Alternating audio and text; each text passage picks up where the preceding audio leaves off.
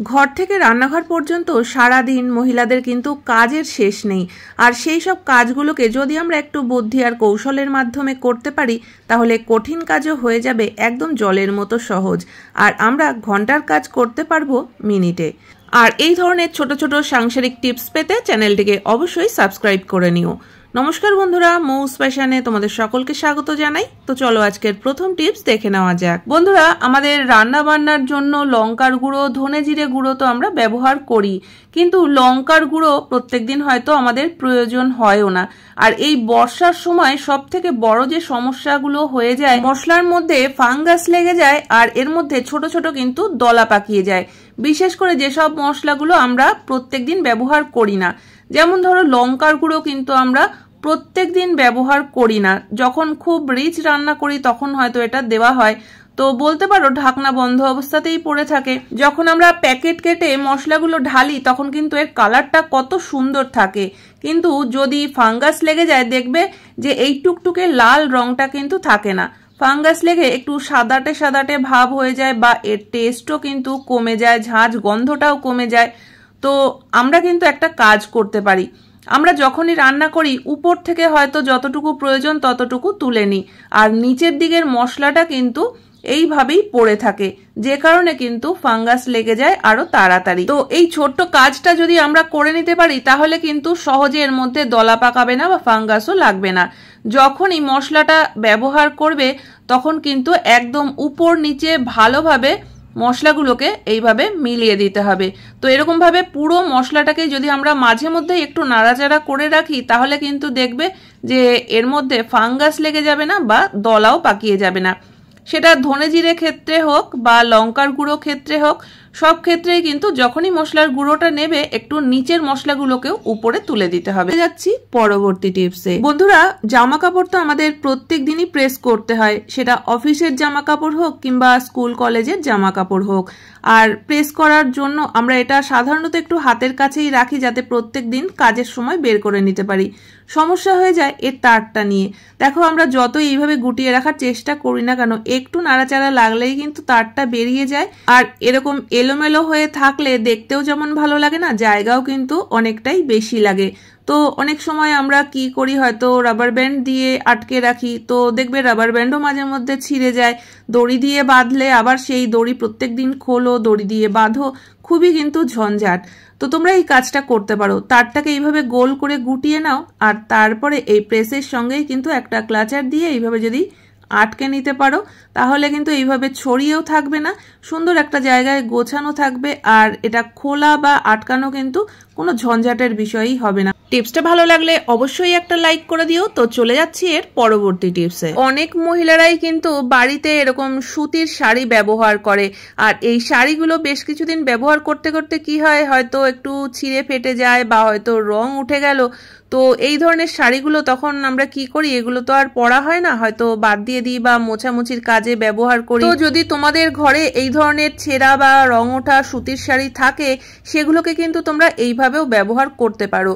আমরা প্রত্যেকেই কিন্তু বিছানায় ম্যাট্রেস পেতে থাকি, বিছানার চাদরটা যখন নোংরা হয় আমরা সেটা তুলে কিন্তু কেচে দিতে পারি, কিন্তু এই ম্যাট্রেস যদি নোংরা হয়ে যায় সেটা পরিষ্কার করা কিন্তু খুবই ঝঞ্ঝাট, কারণ এটা আমরা ধোয়া কাচাও করতে পারবো না, এর মধ্যে জল সাবান কোনো কিছুই লাগানো যাবে না।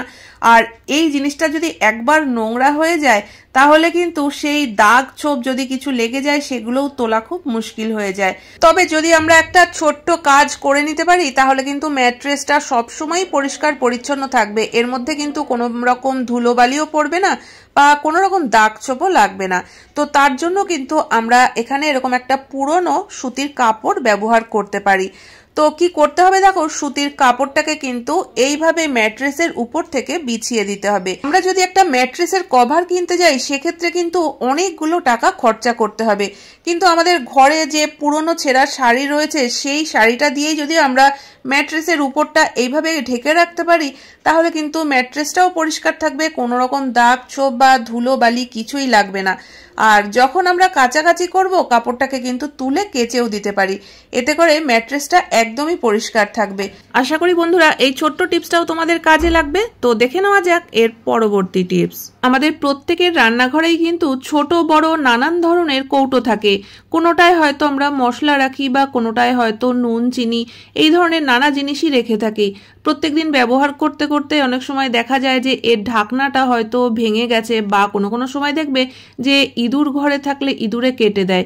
তো শুধুমাত্র ঢাকনাটা নষ্ট হয়ে যাওয়ার কারণে কিন্তু এই কৌটোগুলো ভালো থাকা সত্ত্বেও আমরা ব্যবহার করতে পারি না।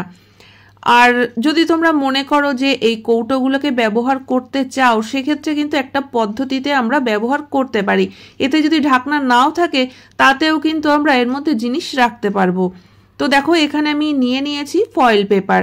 তো এই ফয়েল পেপার থেকে একটু বড় করে একটা টুকরো কেটে নিলাম, আর এবার এটাকে আমি মাঝখান থেকে ভাঁজ করে নিচ্ছি। তো এটা দিয়েই কিন্তু আমরা খুব সুন্দর ঢাকনা বানিয়ে নিতে পারবো। যে কৌটোর ঢাকনাটা নষ্ট হয়ে গেছে সেই কৌটোর মুখে এই ফয়েল পেপারটাকে বসিয়ে একটু চাপ দিয়ে দাও, তাহলেই কিন্তু দেখবে যে কৌটোর একদম মুখের শেপেরই একটা ঢাকনা তৈরি হয়ে যাবে।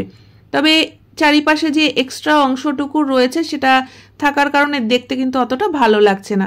তো আমি কাঁচি দিয়ে মোটামুটি মাপ করে কেটে নিলাম। তো এবার একটু মুখে বসিয়ে চাপ দিয়ে দিলেই কিন্তু একদম সুন্দর ঢাকনার কাজ হবে। তো যে কৌটোটা একদমই ফেলে দিতে হতো সেই কৌটোটাকে কিন্তু তোমরা এই পদ্ধতিতে ব্যবহার করতে পারবে। টিপসটা কেমন লাগলো অবশ্যই কমেন্ট করে জানিও, ভালো লাগলে অবশ্যই একটা লাইক করে দিও। তো দেখে নেওয়া যাক পরবর্তী টিপস। বাসন মাজার জন্য স্টিল উল তো আমরা সকলেই ব্যবহার করি, কিন্তু স্টিল উলটাকে বের করে নিয়ে এর যে প্যাকেটটা রয়েছে এটা কিন্তু আমরা ফেলে দিই, কারণ এটা আমাদের কোনো কাজেই লাগে না।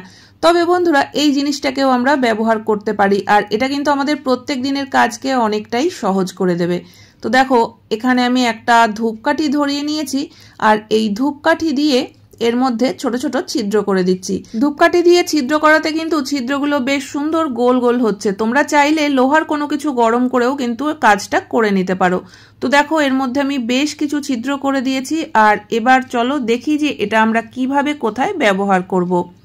প্রত্যেক দিনই সিঙ্কে কিন্তু যখন আমরা বাসন ধোয়া মাজা করি বা সবজি ধুই, তখন অনেক সময় দেখা যায় যে সবজির কোনো ছোটখাটো টুকরো এর মধ্যে চলে যায় পাইপে, আর এরপরে জল আটকে যায়। তো এই কারণে অনেক সময় আমরা পয়সা খরচা করে সিঙ্কের নেট কিনি। তো এসব ঝামেলাও করতে হবে না বা পয়সাও খরচা করতে হবে না, এই জিনিসটাকেই কিন্তু আমরা সিঙ্কের এই পাইপের মুখে বসিয়ে দিতে পারি। তো তারপরে দেখবে এখানে আমরা সবজি ধুই বা যে কোনো কিছুই যদি সিঙ্কের মধ্যে পড়ে, তাতে করে কিন্তু একটুও কোনো কিছু এই পাইপের মধ্যে যাবে না, এর মধ্যেই আটকে যাবে। আর এটা লাগানোর কারণে যে জল পাস হবে না সেটাও কিন্তু না। দেখো আমি কল খুলে দেখিয়ে দিচ্ছি, জল কিন্তু সঙ্গে সঙ্গে চলে যাচ্ছে, জল কিন্তু একটুও আটকাচ্ছে না। অথচ এই যে সবজির খোসাগুলো এগুলো কিন্তু এর মধ্যেই আটকে রয়েছে।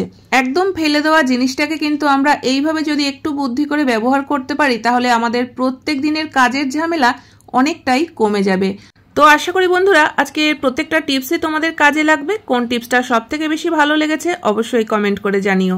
ভালো লাগলে চ্যানেলটিকে সাবস্ক্রাইব করে পাশে থাকা বেল আইকনটা অবশ্যই প্রেস করে দিও, যাতে নতুন ভিডিও আপলোড করলে নোটিফিকেশন সবার আগে তোমাদের কাছে পৌঁছে যায়। তাহলে আজকের মতো ভিডিও এখানেই শেষ করছি, দেখা হচ্ছে আবার নতুন ভিডিওতে। পুরো ভিডিও দেখার জন্য সকলকে অসংখ্য ধন্যবাদ।